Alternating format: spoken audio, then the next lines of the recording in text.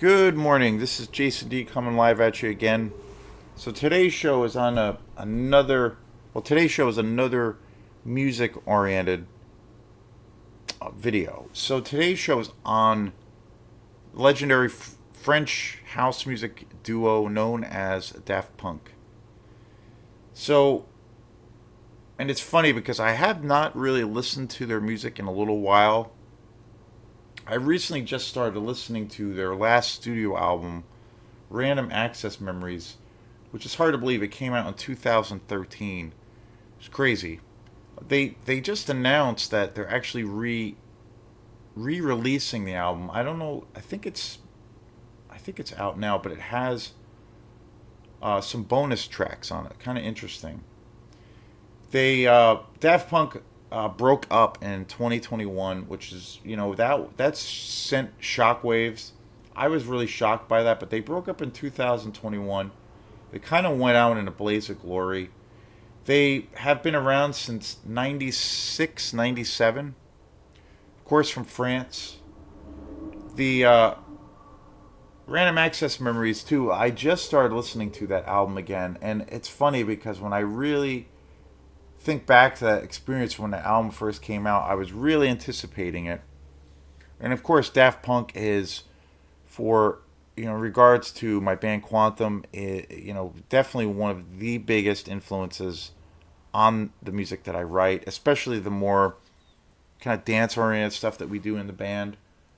Just a real integral part to how my brain works. And so, when Random Access Memories came out, it was really anticipated. It had been years since their last studio album out, since their last studio album, which was Human After All. That had come out in 2005. So there was a lot of anticipation, and especially, me personally. And when I first heard the album, I really, really liked it. I loved that they moved and transitioned into this kind of, well, it was on two fronts. It had this very retro, funky disco kind of vibe, and it also had, I love the aspect to it of where they incorporated lots of live musicians. So the music had this real organic thing.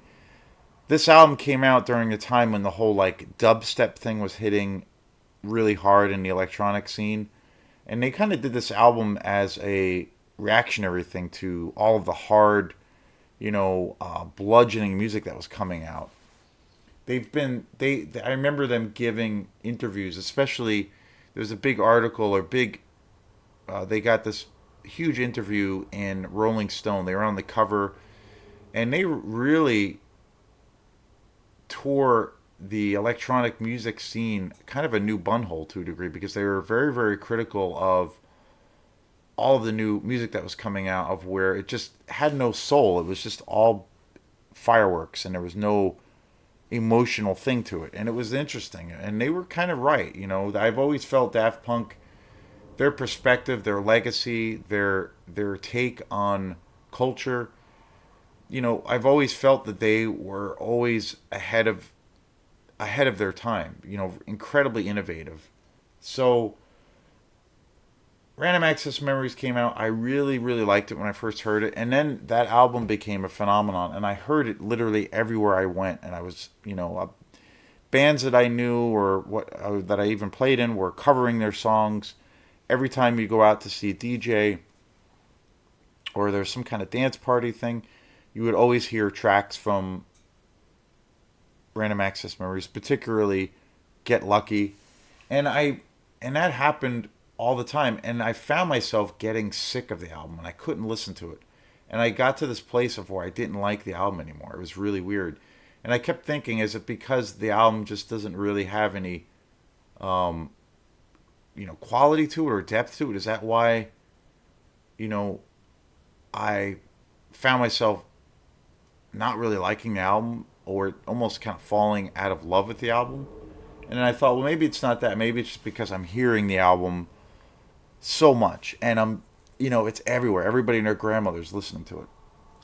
And it was a weird process, and I couldn't really, or it was a weird state of mind to be in. And I couldn't listen to that album anymore. I had to shelve it after liking it or loving it for quite a while. And it was a weird time, and but it had two aspects to it. I think for a whole generation of music listeners, that album put, you know, Daft Punk, made they made a whole new, generational base of fans. People had there was so many people, and I remember having many conversations with people at the time, in their 20s, and particularly who had never heard of Daft Punk, but they consider themselves huge fans because of Random Access Memories, and that put them on the map for those people. And but they had no idea of the history of the band. They were not aware of any of the other albums that they were involved in, and how, to a degree, they were, just legendary trailblazers in the world of electronic music and house music. So it was good on one hand, because this album was reaching such a huge market, and they were winning over so many new fans. But a lot of people had no, it could didn't seem to really care, or were completely oblivious to who they were as a band and their legacy, or their origins. So it was like twofold. But my so I ended up taking a huge break, and just recently, and it's been almost 10 years, over 10 years. Just recently, I started listening to Random Access Memories again, and I find myself really enjoying the album now that the whole kind of dust has settled. Um, I find myself really enjoying the album, and I think for what it is, it's a really good album, and I love it's super funky. It has a very pop edge to it, but it also has kind of an experimental edge. I think they kind of push the boundaries a lot, because there are tracks on the album that are kind of unusual. It goes into some, unpredictable areas of where you're surprised, and are it takes a while to kind of get used to it. Like, I feel like with Random Access Memories, on one hand, it's got this, definitely has this pop thing, but there are also, along the way, they're throwing curveballs at you. So I think it's kind of interesting. For me, Daft Punk, again, an integral part of how I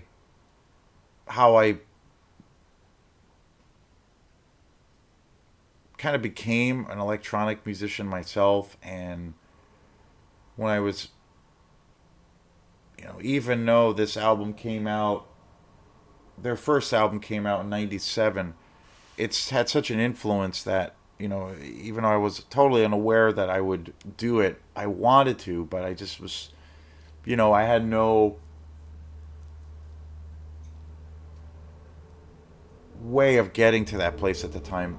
This album, especially Homework and Daft Punk as a band, was an integral part to me starting my band Quantum, for what it's worth, and they remain a huge, huge influence. And Homework came out in '97. I remember my friend Sean Russell, gave me, or told me about this album. He's like, because we were both into a lot of electronic music at the time. He's like, you should check out this new band. They're called Daft Punk. They put out this new album called Homework. And I remember buying it right around that time. And I was not in a, particularly, I was not in the most happy. I was having a tough time emotionally. And I remember listening to Homework, and it just immediately took me out of this funk that I was in. And it kind of changed. It was kind of one of those albums of where it kind of changed my life. It did at that moment, because it took me out of the slumber, but it was like so inspiring, and I just was obsessed with it. And that today, even today, is an album I still listen to. And it's Homework by Daft Punk is definitely one of my, desert island albums. It's an essential classic. It's one of the greatest, if not the greatest, house music album ever released. One of the greatest electronic music albums ever released. It's a gorgeous album, and on so many levels. Right around that time, I got another live album that they had put out, which was not very, was it was pretty underground. and that was they put out they Daft Punk in their career they've put out two live albums, and their first one actually I believe it came out well it actually came out 2001, so a handful of years later, and it was called Alive from 1997. It's a live album that they put out during a bunch of shows that they were playing when I believe it was recorded right before Homework had come out. And for many, many years, Daft Punk was very much a part of the underground house music scene. They're from France originally, but it was their music was only followed or worshipped for that matter by people who were going to those clubs and supporting this kind of underground dance movement. It wasn't. It had not even come. Their music had not reached that audience that it eventually did, of where they kind of became. And that's really due to Random Access Memories, where they became like this pop sensation. They became, almost like what Michael Jackson was to the music industry.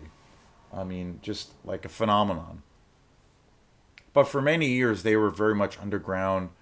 They had a huge fan base, but people outside of that scene had no idea who they were. They weren't being played on the radio. There wasn't their music videos weren't being played. Their music wasn't being played by every person who was DJing or their songs were not being covered by rock bands. After Random Access Memories came out, it was like you were hard pressed not to see something like that. It was crazy. It was a crazy phenomenon.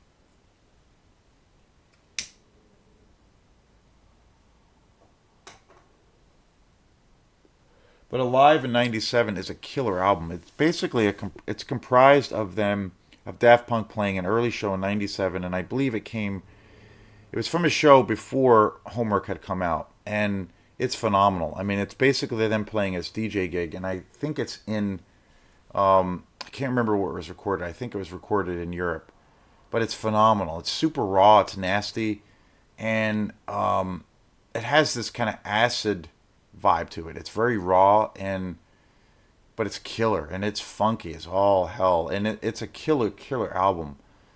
They released it in 2001, and they released it quite a few years after that they basically remixed it, remastered it. As the years went by, Daft Punk obviously became very popular, and so they ended up remastering that album. But it's a killer album, and I don't know of anybody even to this day that's too aware of that album. But it's just incredible. And then the other album, which really started to bring a lot of people into the Daft Punk camp, was Discovery, which came out in 2001, which is, I think, to me also another classic album. I love that album to death. They really kind of went into this whole world of where they created this whole robot persona. They started to really create this whole theatrical flair around their music. And they basically adopted these robot personalities. And they would only appear in public and then in concert wearing these robot costumes. And it was just so cool and so interesting. They also made an animated movie where they collaborated with a lot of Japanimation anime artists from Japan, and they released Discovery as a DVD or a movie where these anime artists from Japan and Daft Punk, they collaborate on creating this whole conceptual album on it, and it's incredible. The animation is just amazing, and it's all like this classic, you know, Japanese. It's all done in this classic Japanese style, and basically the whole album was redone in this format. And I remember buying that on DVD quite a few years ago, and it was just like I couldn't stop watching it. It's phenomenal. really, really interesting, really innovative. Nobody else was doing that kind of thing now. Now you have lots of groups that kind of, incorporate anime, like groups like Thundercat, the Gorillas, of course. But Daft Punk was kind of creating this unique world, visual world, along with their music. But Discovery is an amazing album. It's super funky. I love that album. I kind of, at the end of the day, I almost Homework is my favorite album by them by far, but I kind of feel like Discovery is right up there. It's such a phenomenal album. And then there was definitely there's been chunks of time between their studio albums, lots of time. Their album after that, Human After All, which came out in 2005, which was more of a, it was definitely an electronic album, but it had more of a, it was very raw. Like Discovery, Homework had a very kind of raw sound to it, but it also had a pretty seriously, the production was pretty amazing. It was, you know, but it had a little bit of a rawness to it. And Discovery had a very clean sound. It was very produced. It was, you know, peak production of that time, but it was very, very clean and very easy to listen to. But it was definitely a heavy dance album, and it was an interesting direction and change with what they did with Human After All, which is an album is more it's more rock driven. It has more of a rock kind of vibe to it, even though it's still a dance album. But the album is like super raw. It's kind of like I remember when I first heard Human After All, I don't know, I wasn't really into it, and I think it was I think my reaction to it, I attribute it mostly to the production side of it. It definitely had a raw sound, and it is a very raw album. It has a real kind of garage rock sound to it, and I think they did that on purpose to kind of get away from the more glossier sound that they were kind of developing. Um, but it's an interesting album. There's some good, really good songs, and I that album has grown on me over the years, and I do like the album. The thing I don't put it on par with, say, Homework or Discovery, but the album has definitely grown on me over the years. The thing that I do really like about the album is how raw it is. It really is raw. It's kind of dirty. It's not polished, really. And and I think they kind of went into this direction on purpose to kind of, mix things up. Daft Punk they're definitely a band that, a group of artists that really reinvent themselves every album. Every album that they put out is incredibly different from top to bottom. They do really reinvent themselves, which I really love. They're never in the business of putting out the same album every year or every with every release. They definitely reinvent and change and evolve. They definitely have always done that, and that's one aspect that I've always loved about them. They've always had a level of where they will go into certain territories or certain areas of where you didn't really see it coming, or it's not predictable. And I think they're pretty good.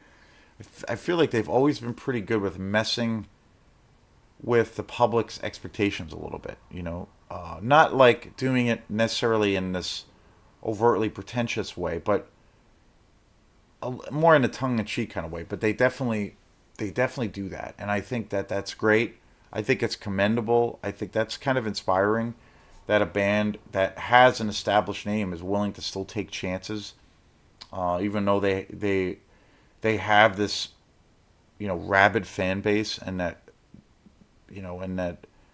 they are becoming superstars, but they'll still intentionally try to throw a few monkey wrenches into the system.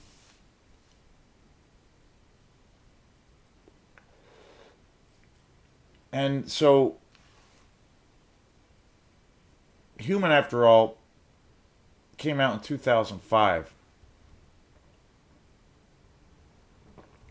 So it had been years since they put out a studio album, and that was when Random Access Memories came out in 2013. Along the way, Daft Punk put out a bunch of remix albums. They also started to move into the area of film score. They worked on and created the music for Tron Legacy, which is actually pretty cool. I'd like to see that again. They did all of the music for that movie. They're actually in the movie, and I thought that was pretty wild. Very very cool. They put out a whole slew of compilations and remixes. But Random Access Memories was their last full on or fully realized studio album. And I remember when they announced, it's hard to believe Random Access Memories is as old as it is now, like 10 years. But I remember in 2021, couple of years ago, when they announced that they were breaking up, I was like, holy shit! I was really surprised, because they're still pretty young and they've been doing it forever. But I was really, blown away by it. I was like kind of shocked. I was kind of depressed, and then I kind of felt, well, they went out. They went out the way they wanted to go out. They went out on top. So who knows? They left a pretty amazing legacy. There's always rumors. Every now and then I hear these rumors of them, being, where they might do some new things here and there, but they are releasing, and I think it just came out, an 10-year anniversary of Random Access Memories that apparently has some new tracks on it. So I don't know. They're still active to some capacity, to some degree of to some capacity, but I think they're done as a band, and they have been, but they have an amazing legacy. And for me, as an electronic artist, just being a musician too, huge inspiration for me. Especially, they're definitely one of the integral bands that helped me, that really inspired me to create my band Quantum and to keep it going. So, phenomenal band. But I definitely recommend anybody out there to dig deep into their music vaults, because, and especially check out Homework, which is a sublime masterpiece, one of the greatest albums ever recorded, not just in the dance world, but amazing album. So this is Jason Dean, Daft Punk Forever, and we will see you next time. Peace.